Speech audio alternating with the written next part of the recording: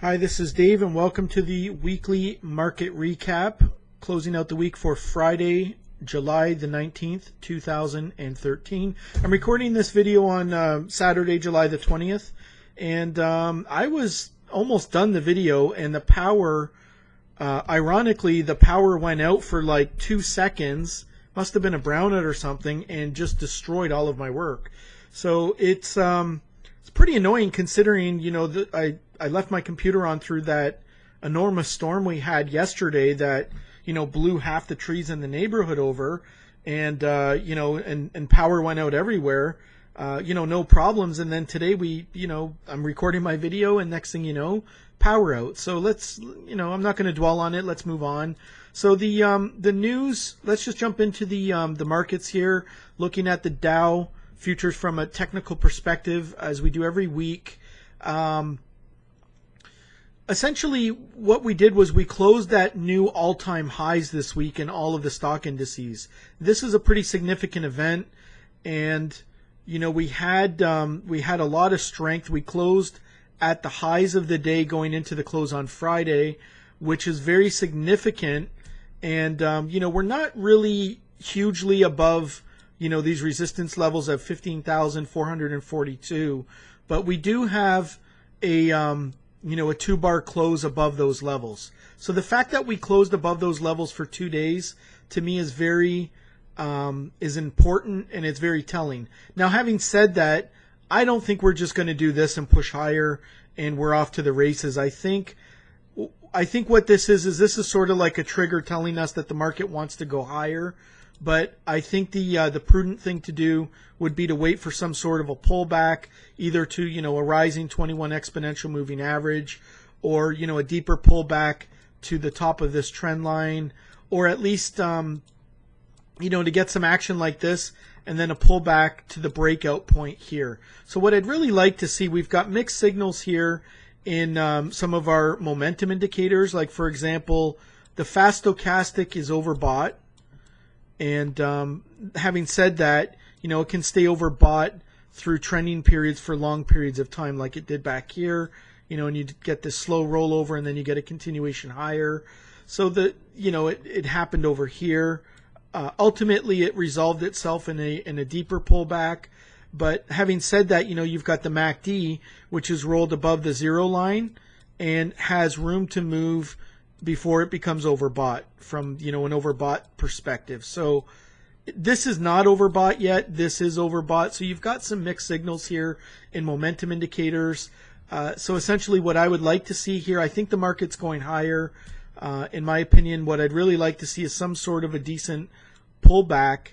I don't think we're going to get a deep pullback, but, you know, some sort of a pullback, no matter how shallow it is, just, you know, an obvious pullback. Even to see something like, you know, this situation here where you get, you know, the fast stochastic pushing down below the 20 and either putting in a W pattern, or, you know, some sort of a spike down here, and then, you know, pushing back up to the high side, into, you know, couple that with some sort of move into a decent recognizable support level. So I hope that makes sense. I really don't have anything actionable that I'm doing here at this point in time. I'm just looking for the market to go higher, but I don't really know at this point in time where to get in the move. If we get a pullback right to the 21 period exponential moving average, which is this rising white line, that's the area I'd be really interested in at this point in time.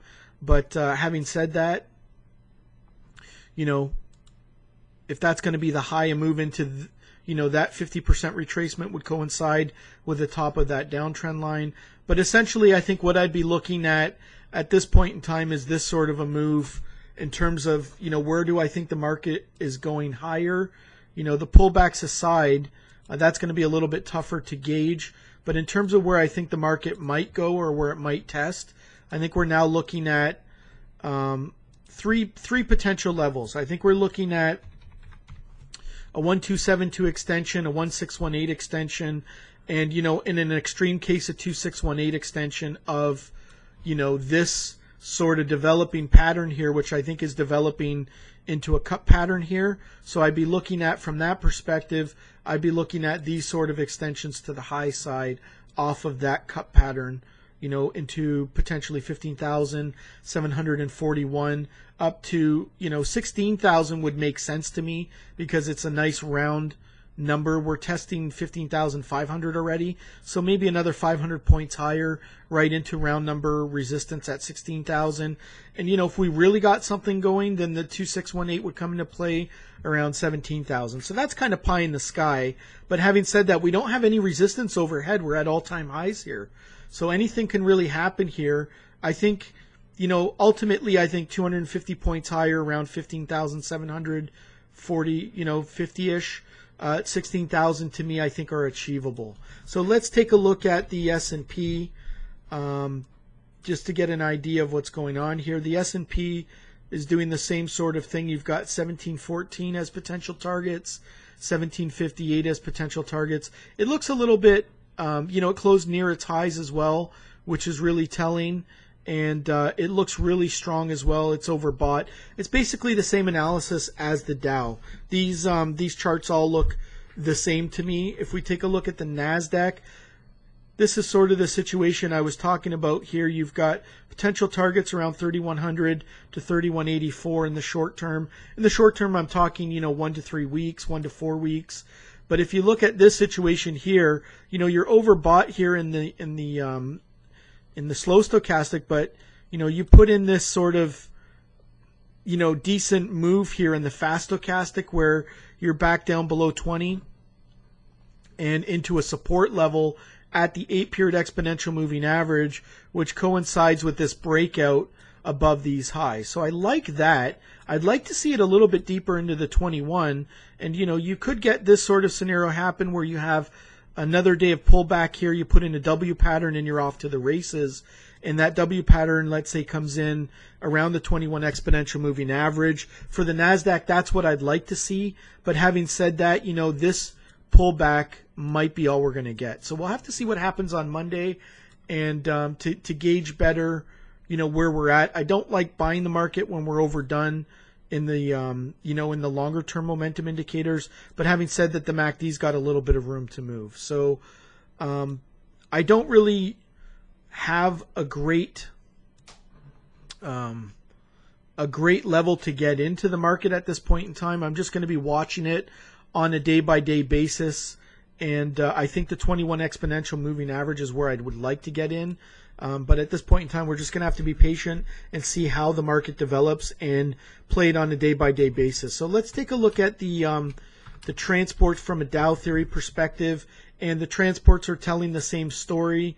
You have this sort of cut pattern happening where you've broken out above the recent high, 65.65. So to me, this looks, looks strong. It's confirming all systems are go.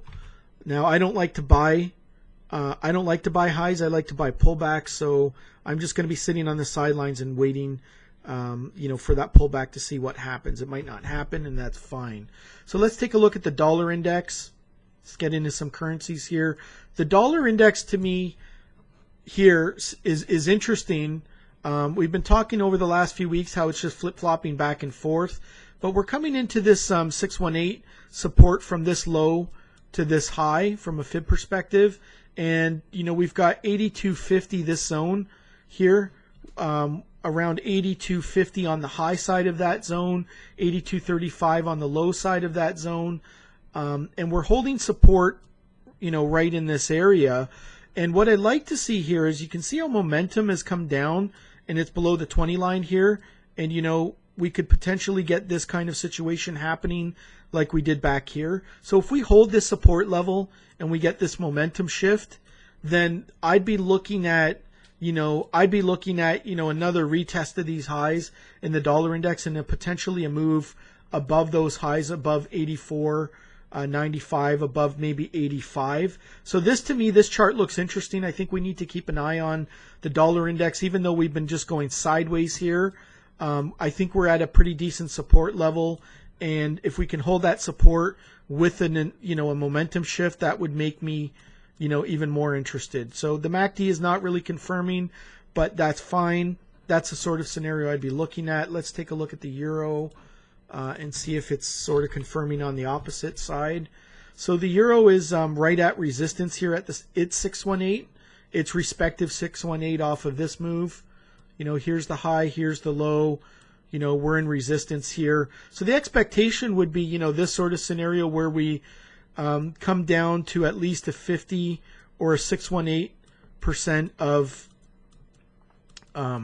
of this move here. You know, we come down here, we either hold support and push off. That's one scenario, or the other scenario would be just, you know, a retest of these lows and then to see if we're going to break those lows. So those are the scenarios I'm looking at. Some cautionary signs to that scenario is, you know, that, well, we do have momentum that's overdone. Let me just change the pen color here. We have momentum overdone, which would support that kind of scenario. But, you know, some cautionary signs here are we have a rising 21 period moving average, and we have an 8 crossing above a 21 period exponential moving average, and we're just finding support at that level and we're tailing off of it. So we could get a push back to the high side. So I think we need to be really nimble here. You know, the MACD has zero line resistance here, but it did cross back up to the high side. So we've got some cross currents here in the analysis. I'm not, you know, this isn't a strong, you know, leaning strong one way or the other, but I think the body of evidence points to higher in the dollar index and lower in the euro. But having said that, for the euro to play out, we need to break this 21 exponential moving average. We need to break back below $1.30. But when you look at it from that scenario, and you look at where support might come in, you've got $1.30 support. Well, if we come back and we just put in a higher low around this 618, you know, that only brings you to $1.2928. So this is a tricky area to be in.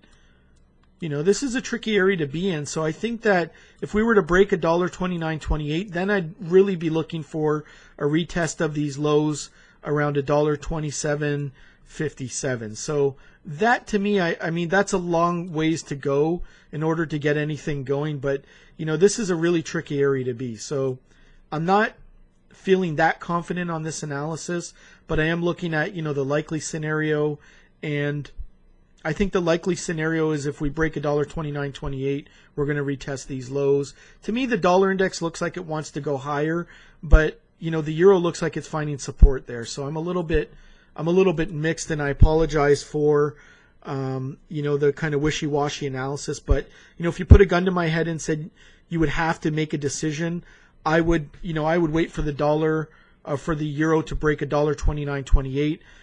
But I like the dollar. I like the dollar higher off of the support, you know, provided we get a momentum shift in the slow stochastic. So I hope that makes sense. Let's take a look at the some of the metals. I like gold here. You know, we've been talking about gold.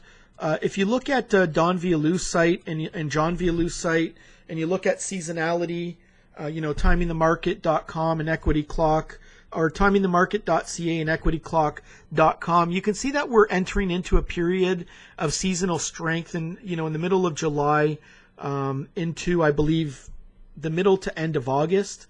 I'd have to recheck those dates, but we are entering into a period of seasonal strength in the gold and in metals.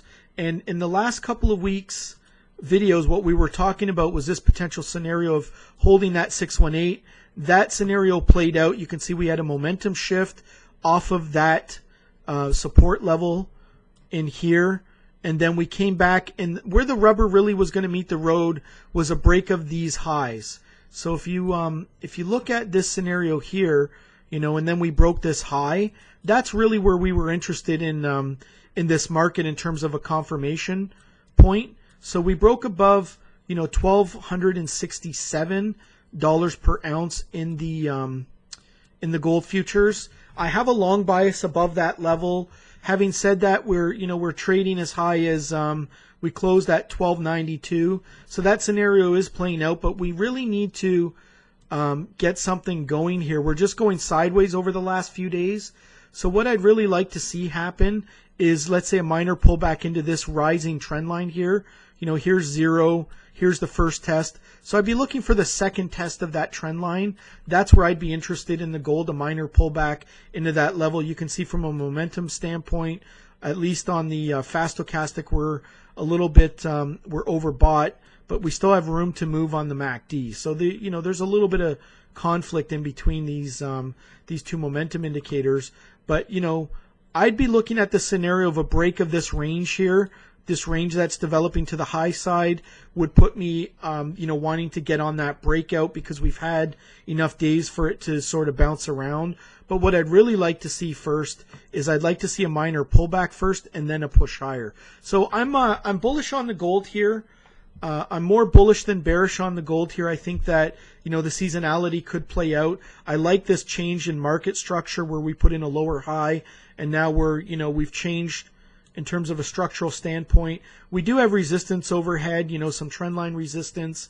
We are in a long-term downtrend, but having said that, I think we're early stage reversal in the gold. So let's take a look at the silver. And let me just zoom in here. So the silver, this is a scenario that I was just talking about in gold, and I haven't looked at these charts since last week. So this is, we broke above this level here, and now we're back down into that trend line. I like this area. The only thing I don't like about it is momentum is already topped out.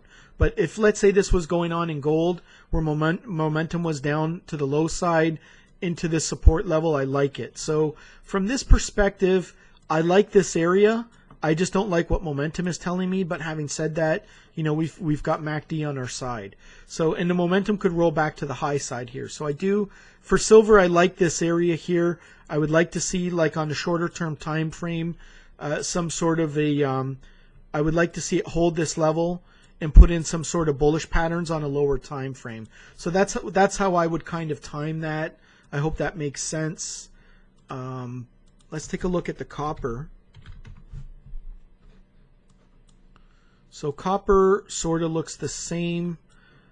I don't know if we've got a clean trend line here, but we do have some sort of a, depending on where you draw your trend line from, the bodies or the wicks, we do have, the second test of this sloppy kind of trend line. Same analysis. I think, is in play. Let's take a look at the natural gas. So natural gas is entering into a period of seasonal strength as well, although I don't know that you can trust the seasonality. In speaking with Don Vialou a couple months ago, he told me that the seasonality in natural gas, there's been a lot of structural changes in the industry, and it can't be really relied on as much anymore. And in fact, they don't really rely on it so much. So what I've been looking at is in natural gas, we saw this sort of scenario play out where we've got this key level of $3.70, and then we pushed above it and we pulled below it, but we failed to put in a lower low. In fact, we put in a minor higher low off of this low, and then we pushed right back up above this level here. So at this point in time, I'm more bullish than bearish on the natural gas. In last week's video, if memory serves me, I think we were talking about, in terms of decision points, we're sort of in this box here that I've kind of drawn nicely on the chart here when I was going through some other analysis. And, a break below this low would put me on the bearish side. A break above this high would put me on the bull side. And that's essentially what we've had going into the end of last week, a break above $3.78. So that would put me on the bull side. And then if we look at this from another analysis perspective where, we've got some downtrending trend line resistance coming into play, we could test somewhere into the top of that trend line.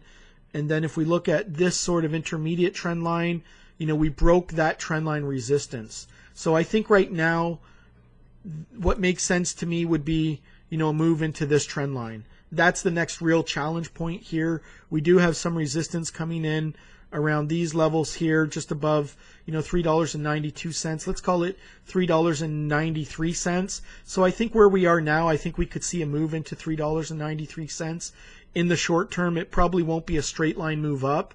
Could be a little bit choppy or with some pullbacks in there. But that's sort of what I'd be looking at here, somewhere around these levels, where these levels come into play. And I like it higher And having said that, you've got momentum on your side too here, where we had a momentum shift, and we've still got room for momentum to play out to the high side. So I like $3.93 in the short term. I hope that makes sense. And let's take a look at crude oil, which has been really strong. Crude oil has been really strong, and we've been talking about, for months, a breakout above 97 and then a test of 101 to 103. That's played out. And then in last week's video, we've been talking about $110 to $115 a barrel. I think that's still in play. And if you look at, we've got this acceleration of these moving averages, and, we're not even pulling back to the 21 exponential moving average. We're in fact holding this yellow line, which is the 8-period exponential moving average. So from an analysis perspective, or from a technical perspective rather, holding the 8 EMA and just continuing to cruise higher here is a real sign of strength. Now, we had a doji on the day here, which you can consider a pause to refresh or a point of indecision. It's possible that we could get continuation off that doji, with a break of the highs, or with a break of the lows, we could get a deeper pullback into, let's say, the 21 exponential moving average, or a retest of $1.03, $1.04. So that's kind of how I'd be playing that. I'd look at this doji as an area of, if we break above the highs, we're going to go up to, we're going to probably look to shoot up to $1.10. If we break below the lows, and then we can break that 8 exponential moving average, then I'd be looking for a test of the 21 exponential moving average. So if I were going to get into this trade, from my perspective, I would be looking at a pushback into, the 21 exponential moving average, looking to find support, and then continuation back up to, 110 to 115. I think right here, this is not the greatest area from a reward to risk perspective to get in, but you could use that doji to establish risk. If you didn't, if I wanted to buy a breakout of this, I'd be looking at a stop below the low of that doji. So that's kind of how I would look at it. At this point in time, I think the move is well underway, and from a risk reward perspective, there's not a heck of a lot. It's not that attractive from a reward to risk perspective, unless you were to use that doji to establish, a stop out and use very tight parameters for the trade. So that's how I see the market in the crude oil right now. Let's take a look at the US dollar versus the CAD. USD CAD. Okay, here we go. So we were talking about this in one of the previous videos, and I was looking at a pullback into this sort of measured move down, and then looking for a pushback up to the high side.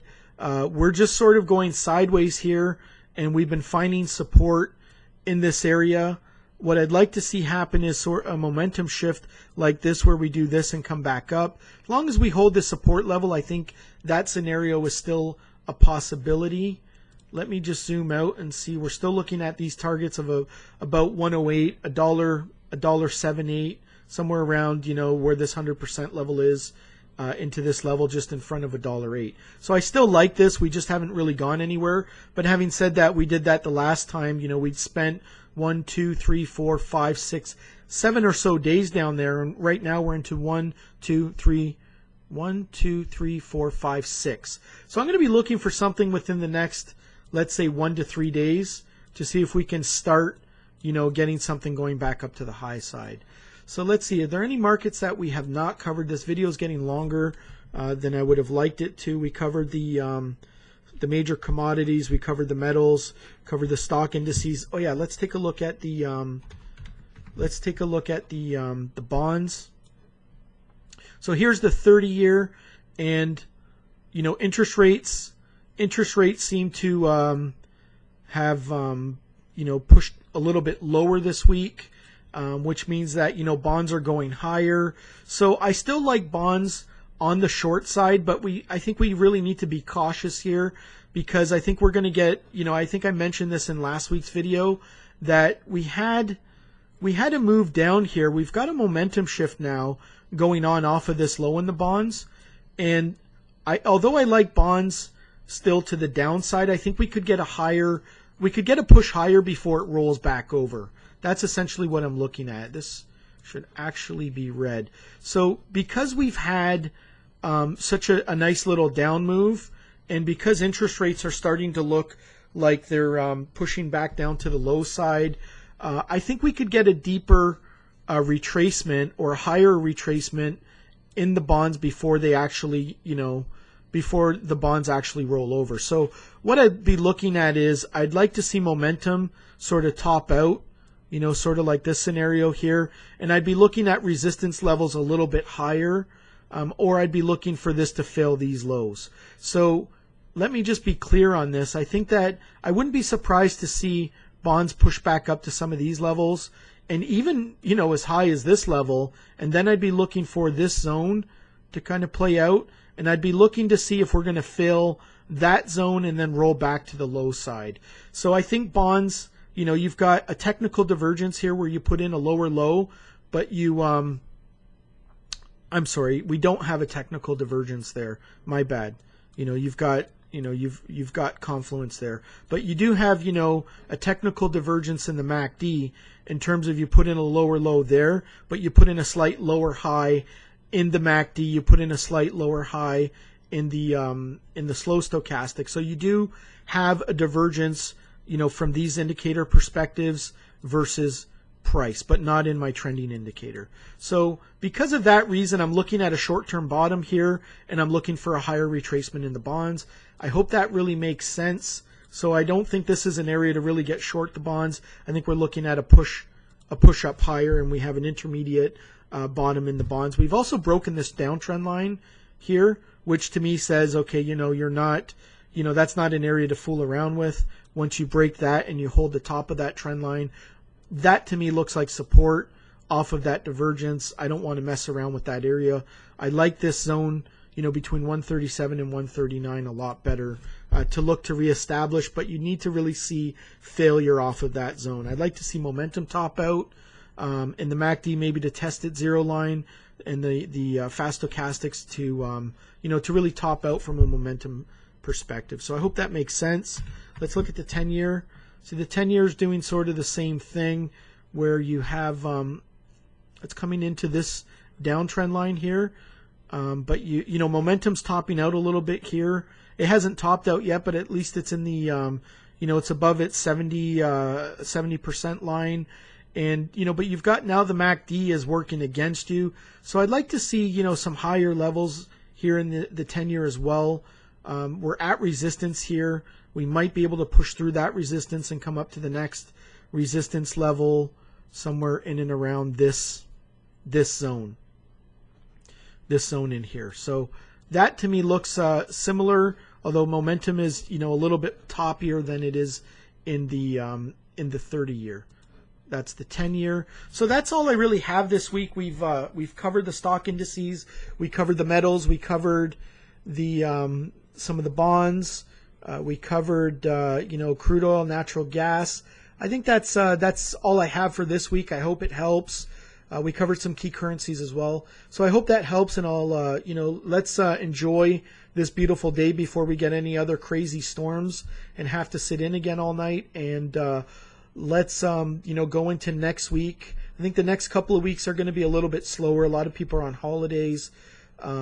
We had some Fed announcements this week which cleared out. Maybe things will pick up next week, but I'm just going to be treading light in these markets over the next week or two, just seeing how things develop and looking to establish some new swing trades.